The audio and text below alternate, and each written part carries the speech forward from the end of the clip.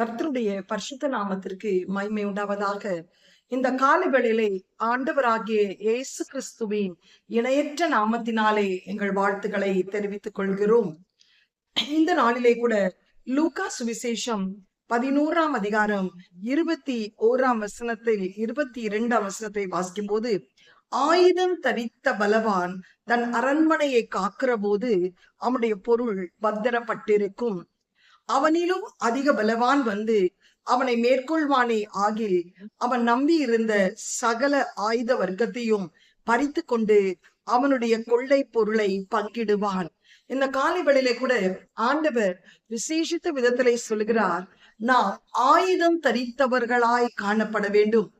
ஆயுதம் தரித்த ஒரு பலவான் தன் அரண்மனையை காத்திருக்கிற போது அவனுடைய பொருள் பத்திரப்பட்டிருக்கும். இன்றைக்கு ஒரு ஆயுதம் உன் வாழ்க்கையிலே மிகவும் அவசியம். அந்த ஆயுதம் தரித்த பலவான், கர்த்தருக்கு ஸ்தோத்திரம், அவன் அதை தன் வாழ்க்கையிலே அதை அபியாசப்படுத்தும் போது அவனுடைய பொருள் பத்திரப்பட்டிருக்கும், அவனுடைய குடும்பம் பத்திரப்பட்டிருக்கும், அவனுடைய வியாபாரம் பத்திரப்பட்டிருக்கும். ஆனால் அவனிலும் பலவான் வரும்போது அவனும் அதை காட்டிலும் ஒரு பெரிய ஆயுதத்தை தரித்து கொண்டு அவன் நமக்கு எதிராய் பறித்து கொண்டு வரும்போது அவனுடைய கொள்ளை பொருள் பங்கிடப்படுவான் என்று சொல்லப்படுகிறது. இந்த கால வேளையிலே ஆண்டவருடைய பிள்ளைகளாகிய நாம் ஆயுதம் தரித்தவர்களாய் காணப்பட வேண்டும். ஆயுதம் என்றால் என்ன என்று சொல்லி பார்க்கும்போது வேதத்திலே நாம் சொல்லுகிறோம், நமக்கு ஆண்டவர் கொடுத்திருக்கிற விலையேற பெற்ற ஆயுதங்கள் இயேசுவின் நாமம், இயேசுவின் ரத்தம், அவருடைய கிருபை, அவருடைய தேவ வசனமாகிய ஆவியின் பட்டயம். கர்த்தருக்கு ஸ்தோத்திரம் உண்டாவதாக. இதையெல்லாம் நாம் தரித்து கொள்ளும் போது துதி, ஆராதனை, அபிஷேகம், இப்படிப்பட்ட சர்வாயுத வர்க்கங்களை நாம் தரித்து கொண்டிருக்கும் போது நம்முடைய பொருள், நம்முடைய குடும்பம், நம்முடைய வீடு பத்திரமாய் காக்கப்பட்டிருக்க வேண்டும். ஒவ்வொரு நாளும் காலைவேளையிலே இயேசுவின் நாமம் என்ற ஆயுதத்தை நீ பயன்படுத்த வேண்டும்.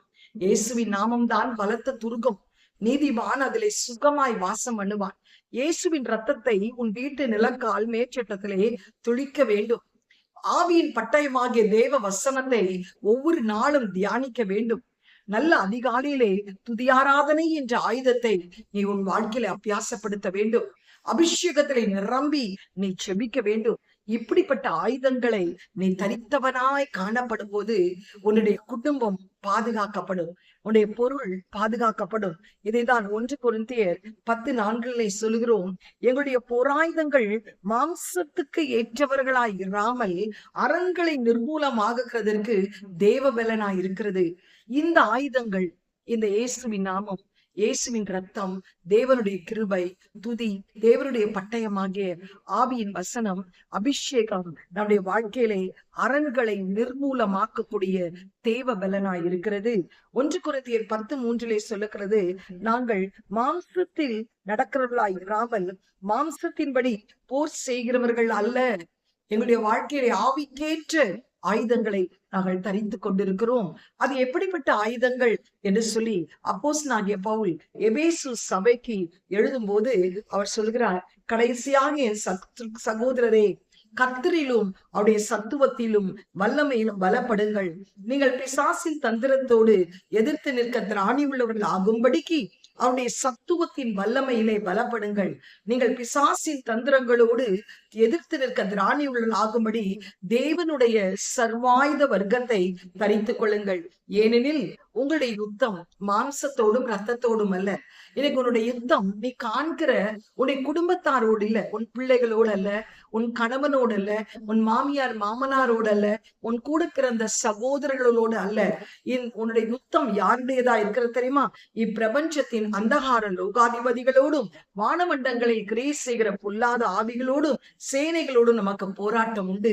ஆகையால் தீங்கு நாளில் அவைகளுக்கு நீங்கள் எதிர்க்கவும் சகலத்தையும் செய்தவர்களாய் நிற்கவும் திராணி உள்ளவர்கள் ஆகும்படி தேவனுடைய சர்வாயுத வர்க்கத்தை எடுத்துக் கொள்ளுங்கள்.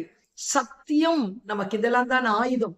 பிசாசை எதிர்த்து நிற்கக்கூடிய ஆயுதம், உனக்கு முன்பாக இருக்கிற பலவான எதிர்த்து நிற்கக்கூடிய ஆயுதம் சத்தியம் எனும் கச்சை உங்கள் அறையிலே கட்டினவர்களாயும் நீதி என்னும் மார்க்கவசத்தை தரித்தவர்களாயும், சமாதானத்தின் சுவிசேஷத்தை பாதரட்சைகளாய் தொடுத்தவர்களாயும், கர்த்தருக்கு ஸ்தோத்திரம், பொல்லாங்கனையும் அக்னி ஆஸ்திரங்களினால் அவித்து போடத்தக்கதாய் எல்லாவற்றையும் மேலாக விசுவாசம் என்னும் கேடகத்தை நீங்கள் தரித்துக் கொள்ளுங்கள்.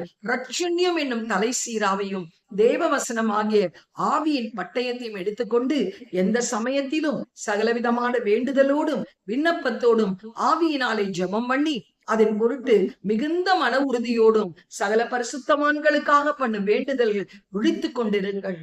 எனக்கு அருமையானவர்கள், இந்த காலை வேளையிலே கர்த்தர் இந்த வாரம் முழுவதும் உங்களுக்கு ஆண்டவர் சொல்லுகிற ஒரு காரியம், ஆயுதம் தரித்த பலவான்களாய் நீங்கள் காணப்பட வேண்டும். அந்த ஆயுதங்கள் தரித்த பலவானாய் நீ காணப்படும் போது உன்னுடைய பொருள் பத்திரமாய் காக்கப்பட்டிருக்கும், உன் குடும்பம் காக்கப்பட்டிருக்கும், உன்னுடைய கர்த்தருக்கு ஸ்தோத்திரம் ஆவிக்குரிய ஜீவியம் காக்கப்பட்டிருக்கும்.